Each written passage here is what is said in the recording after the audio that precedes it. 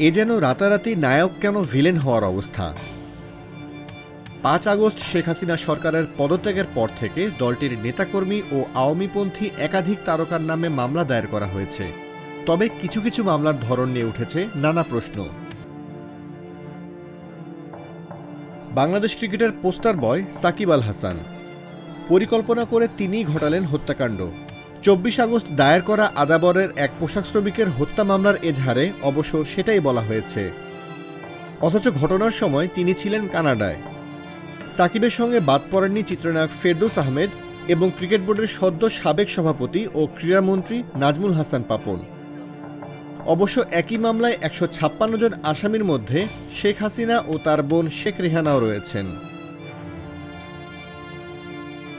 BNP chairperson Begum Khaleda জিয়ার গাড়িবহরে হামলা করে হত্যা চেষ্টার অভিযোগে চিত্রনায়ক জায়েদ খান, অভিনেতা শাহরিয়ার নাজিম জয় ও সাজু খাদেব সহ ৫০ জনকে আসামি করে মামলা করা হয়।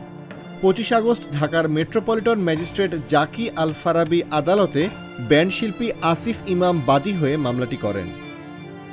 মামলার অভিযোগে বাদী উল্লেখ করেন, ২০১৫ সালের ২০ এপ্রিল নির্বাচনী প্রচারণার সময় বিএনপির কার্যালয়ের সামনে আয়োজিত পথসভায় বিএনপি চেয়ারপারসন বেগম খালেদা জিয়াকে হত্যার উদ্দেশ্যে আসামিরা অস্ত্রসহ তার গাড়িবহরে হামলা চালান।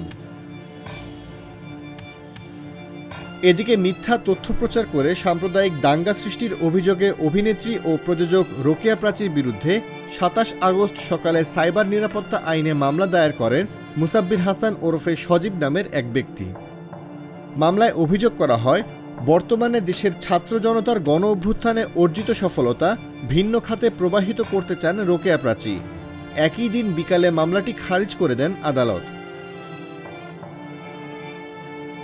বৈষম্য বিরোধী ছাত্র জনতার আন্দোলনে নিহত হয়েছেন শিক্ষার্থীসহ কয়েকশো মানুষ। এসব হত্যার ঘটনায় রাজধানী ঢাকাসহ সারা দেশে মামলা করা হচ্ছে।